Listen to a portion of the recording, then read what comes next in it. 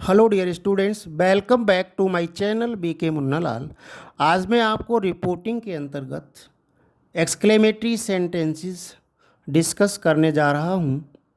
Dear students, मैं आपको बताना चाहूँगा, इससे पहले मैंने डायरेक्ट इनडायरेक्ट के अंतर्गत assertive sentence, interrogative sentence, imperative sentences के वीडियो तथा डायरेक्ट से इनडायरेक्ट बनाते समय किए जाने वाले की चेंजेस के वीडियोस अपलोड कर दिए हैं।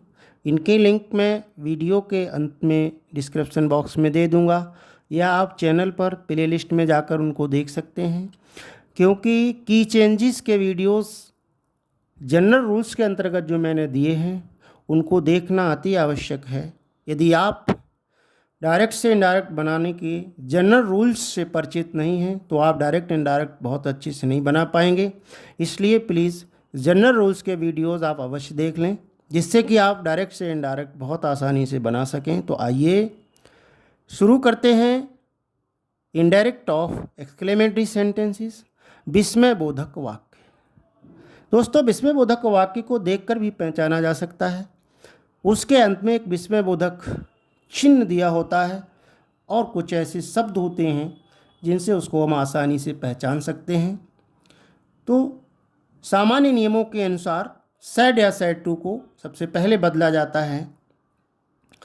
तो वाक्य के अर्थ के अनुसार निम्न प्रकार से हम बदलते हैं।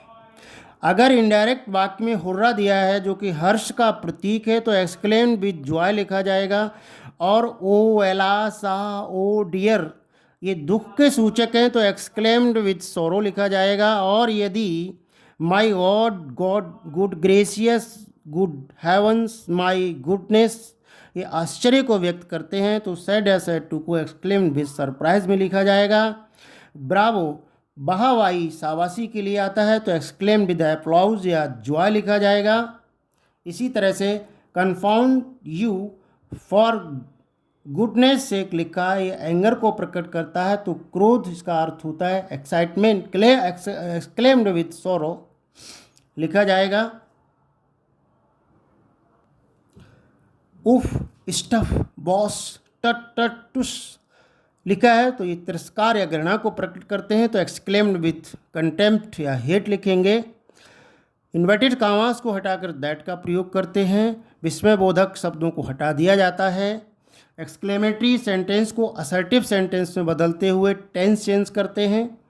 एक्सक्लेमेशन मार्क विस्मयबोधक चिन्ह को हटाकर फुल स्टॉप लगाते हैं। आइए उदाहरणों से अब हम विस्मयबोधक वाक्यों को इनडायरेक्ट बनाना सीखेंगे, समझेंगे। पहला एग्जाम्पल है, he said my dog is dead. ये दुख का प्रतीक है। Exclaimed with sorrow that his dog was dead. Second example है, they said bravo we have won the match. ये उत्साह का विषय है तो they exclaimed with joy that they had won the match. 6 point में हमको ये ध्यान रखना है कि जब एक्सक्लेमेटरी सेंटेंस हाउ या व्हाट से शुरू हो तो जब एक्सक्लेमेटरी सेंटेंस हाउ या व्हाट से शुरू हो तो इसके बाद एडजेक्टिव और एडवर्ब का प्रयोग होने पर, जब एक्सक्लेमेटरी सेंटेंस हाउ या व्हाट से शुरू हो तो इनके बाद एडजेक्टिव और एडवर्ब का प्रयोग होने पर इन्हें वेरी में बदल दिया जाता है, परंतु नाउन का प्रयोग होने पर इन्हें ग्रेट में बदला जाता है। सैड या सैड टू को एक्सक्लेम्ड विद वंडर या सरप्राइज में बदल देते हैं। उदाहरण से हम समझते हैं, he said how wonderful the rain is. उसने कहा वर्षा कितनी सुंदर है, तो ये आश्चर्य को प्रकट कर रहा है। He exclaimed with surprise that the rain was very beautiful. अब हमें ये देखना है, हाउ के बाद एडजेक्टिव आया है तो अब हम इस हाउ को वेरी में बदलेंगे। इनडायरेक्ट हमारा बना, he exclaimed with surprise that the rain was very beautiful. He said what a fool I am. ये नाउन है। He exclaimed with regret that he was a great fool. Next, how या what plus noun आया है। Adjective और adverb से आरंभ हो तो निम्न सूत्र की सहायता से असर्टिव बनाते हैं। हालांकि ये अलग टॉपिक है, फिर भी हम आपकी सुविधा के लिए थोड़ा सा समझा देते हैं। व्हाट के साथ नाउन आया है तो एडजेक्टिव प्लस नाउन लिखेंगे। उदाहरण है व्हाट अ फूल, तो एक ग्रेट फूल या बिग फूल में बदलेंगे। What a place, a lovely place हो जाएगा। What plus adjective plus noun आया तो very plus adjective plus noun में के अनुसार असर्टिव बनाएंगे। जैसे व्हाट अ ब्यूटीफुल साइट, तो आप वेरी ब्यूटीफुल साइट होगा। What a good student, a very good student होगा। और हाउ प्लस एडजेक्टिव या एडवर्ब है, हाउ प्लस एडजेक्टिव या एडवर्ब है तो वेरी प्लस एडजेक्टिव या एडवर्ब में बदल देंगे। उदाहरण के लिए हाउ स्वीट ही सिंग्स, तो बनेगा he sings very sweet. Indirect होगा तो इसको टेंस चेंज कर देंगे। हाउ ब्यूटीफुल सी इज, तो she is very beautiful. According to sentence tense change करेंगे। इंडायरेक्ट में बदलते समय असर्टिव सेंटेंस का टेंस चेंज करके लिखा जाता है। उदाहरण Ram said what a troublesome boy you are, तो इसमें what plus adjective plus noun है तो he exclaimed with anger that he was a very troublesome boy. वो व्हाट लिखा है तो यहाँ वंडर भी कर सकते हैं, तो भी आपका वाक्य सही होगा। तो नेक्स्ट पॉइंट हम देखते हैं कि यदि एक्सक्लेमेटरी सेंटेंस में सब्जेक्ट वर्ब का प्रयोग नहीं हो तो असर्टिव सेंटेंस में बदलते समय स्वविवेक से सेंटेंस के अर्थानुसार उपयुक्त सब्जेक्ट तथा वर्ब का प्रयोग करते हैं। अब हमको यहाँ ध्यान देना है कि यदि सब्जेक्ट और वर्ब नहीं है तो उदाहरण है जैसे ही सेड व्हाट अ प्लेस, ऐसे सब्जेक्ट और वर्ब है ही नहीं। ही exclaimed with joy that it was a very fine place. हमें सब्जेक्ट तथा वर्ब का प्रयोग अपने विवेक से कर देना है। नेक्स्ट एग्जाम्पल है he said O enough, indirect बनेगा he exclaimed with disgust it was enough. जब एक्सक्लेमेटरी सेंटेंस हु से शुरू हो तथा नेगेटिव भाव हो तो हु को नन या नोबडी में बदल देते हैं असर्टिव बनाते समय। देखिए he said who can think of such a bad luck, उसने कहा ऐसा दुर्भाग्य कौन सोच सकता है। इंडायरेक्ट बनेगा he exclaimed with sorrow that none या nobody could think of such a bad luck.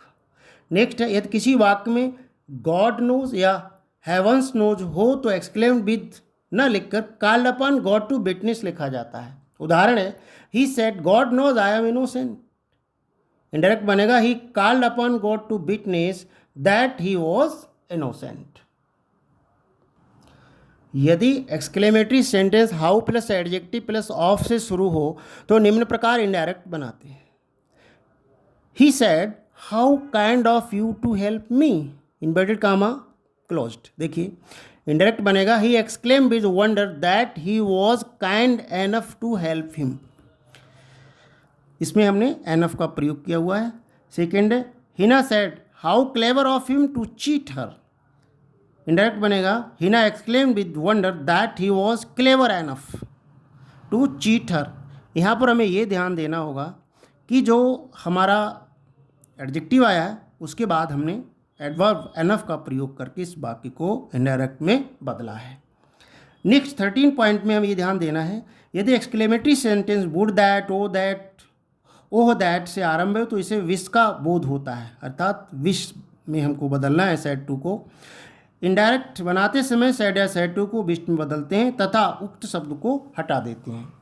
देखिए he said O that I were a king, तो इनडायरेक्ट बनेगा he wished that he were a king. Next example है he said would that he were not so cruel, indirect बनेगा he wished that he were not so cruel. अब हमको ये ध्यान देना है इस प्रकार के वाक्यों में वर को हैड बीन में नहीं बदला जाता है क्योंकि ये वाक्य केस इन सपोजिशन के वाक्य हैं। ये केस इन सपोजिशन यानी कल्पनात्मक वाक्य हैं। सपोजिशन में चाहे सब्जेक्ट एक वचन का हो चाहे बहुवचन का हो उसके साथ वर का ही प्रयोग होता है। इस टॉपिक को अलग से आपको डिस्कस किया जाएगा। 14 पॉइंट में हम ये देखेंगे यदि exclamatory sentence to plus verb की फर्स्ट फॉर्म से शुरू हो तो उसे असर्टिव सेंटेंस में it is strange plus that plus subject plus should का प्रयोग करके लिखते हैं। उदाहरण he said to me to think that you will come in this class, indirect बनेगा he remarked that it was surprising or strange that I should come in that class। Next है यदि exclamatory sentence के दो भाग हों तथा way and से जुड़े हों, और एक्सक्लेमेटरी सेंटेंस को असर्टिव सेंटेंस में it is plus adjective strange या शॉकिंग या मीन वाक्य के अनुसार लिखते हैं। फिर दैट लगाएंगे, सब्जेक्ट और शुड का प्रयोग करके बदला जाता है। उदाहरण, he said a child and so brave, एक बालक और इतना बहादुर।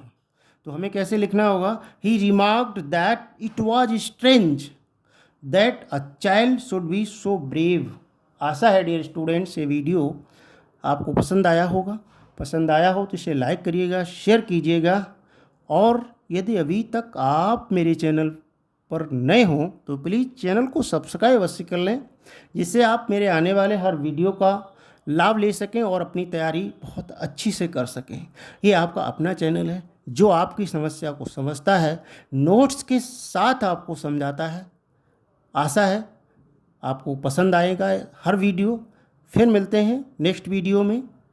टिल देन नमस्कार, बने रहिए आपके चैनल बीके मुन्नालाल में।